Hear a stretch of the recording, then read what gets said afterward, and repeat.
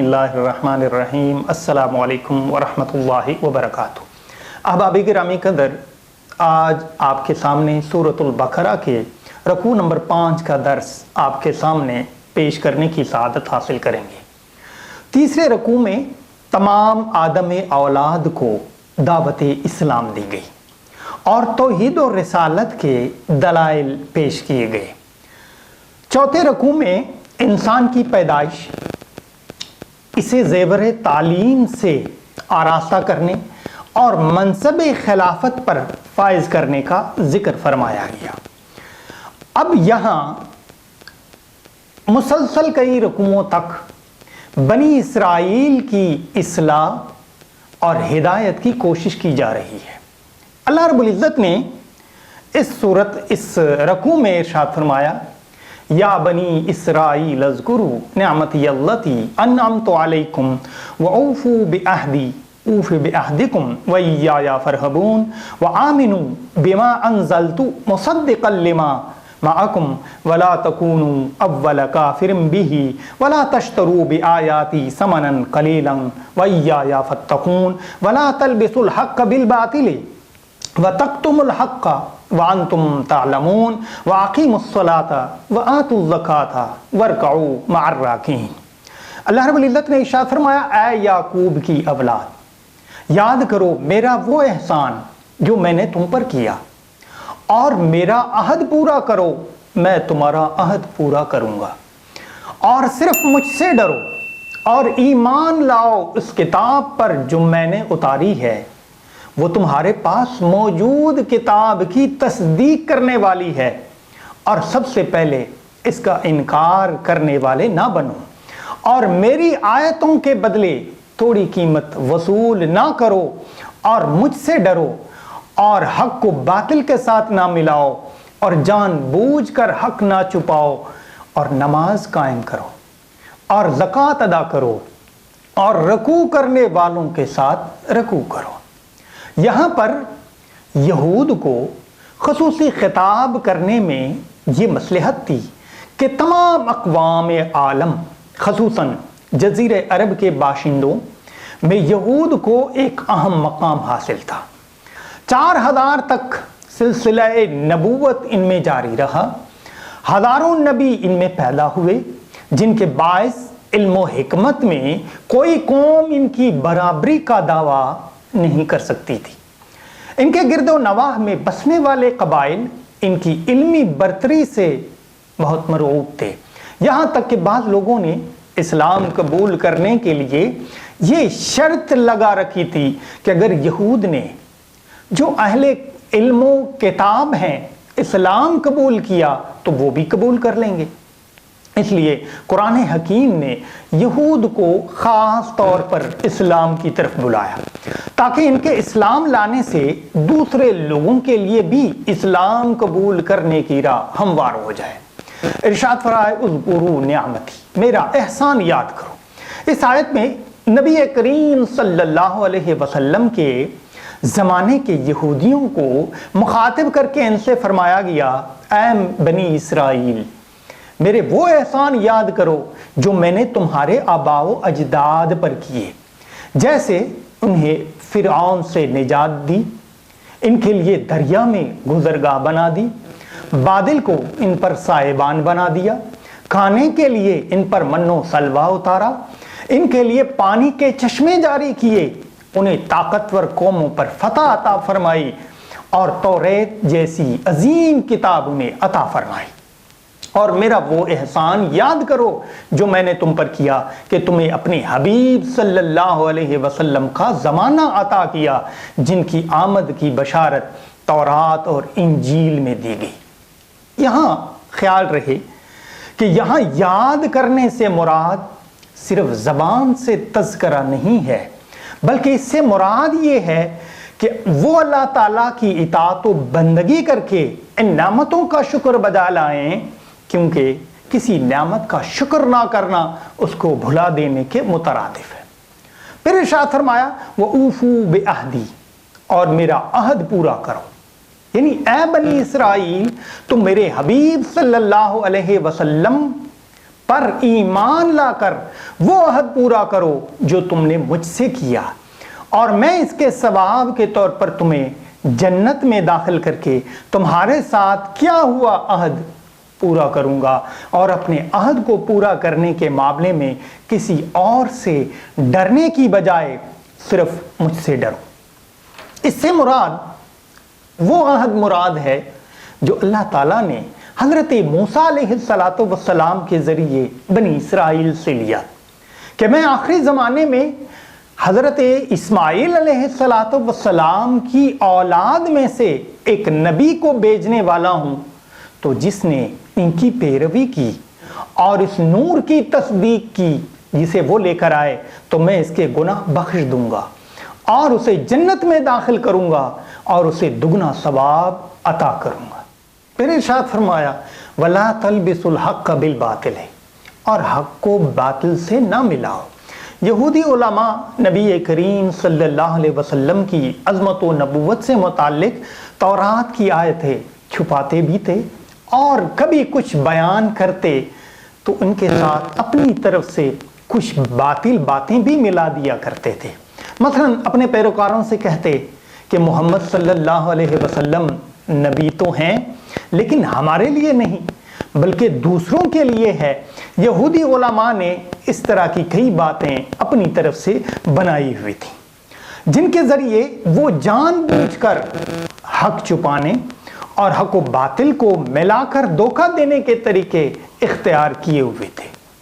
علامہ خازن رحمت اللہ تعالی علیہ تفسیر خازن میں فرماتے ہیں اس آیت سے معلوم ہوا کہ ہر ایک کو چاہیے کہ وہ حق کو باطل سے نہ ملائے اور نہ ہی حق کو چھپائے، کیونکہ اس میں فساد اور نقصان ہے۔ اور یہ بھی معلوم ہوا کہ حق بات جاننے والے پر اسے ظاہر کرنا واجب اور حق بات کو چھپانا اس پر حرام ہے۔ پھر ارشاد فرمایا وَأَقِیمُوا الصَّلَاةَ، نماز قائم کرو۔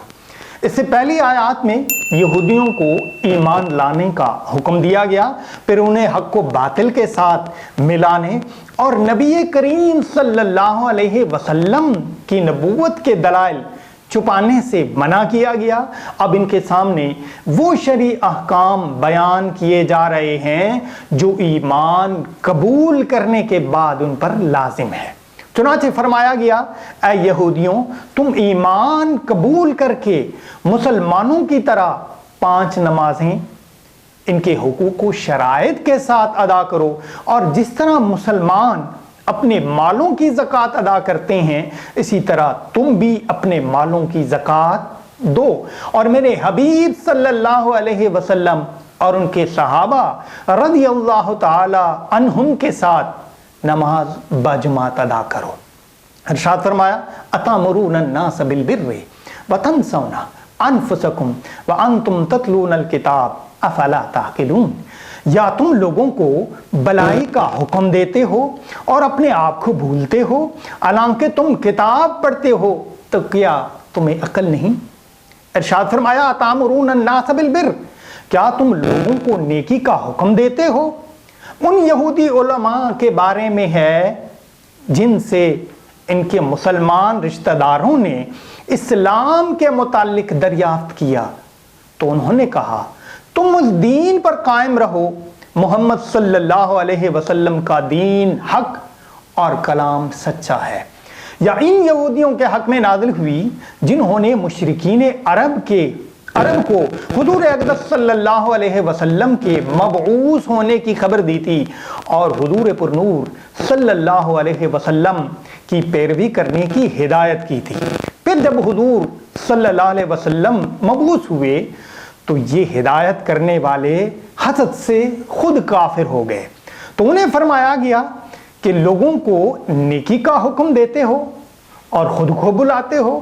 یاد رہے کہ اس آیت کا شان نزول خاص ہونے کے باوجود حکم عام ہے اور ہر نیکی کا حکم دینے والے مبلغین کے لیے خصوصی ہدایت ہے۔ یہاں پر یہ بات بھی دیکھنی چاہیے کہ اچھی چیز کا حکم دینے پر اور ان کی برائی نہیں کی گئی بلکہ خود نہ کرنے پر برائی بیان کی گئی ہے۔ اچھی بات کو کہنا تو خود اچائی ہے، بلکہ یہ تو واجب ہے، لیکن جب اس کے ساتھ ہی انسان کو خود بھی اس پر عمل کرنا چاہیے۔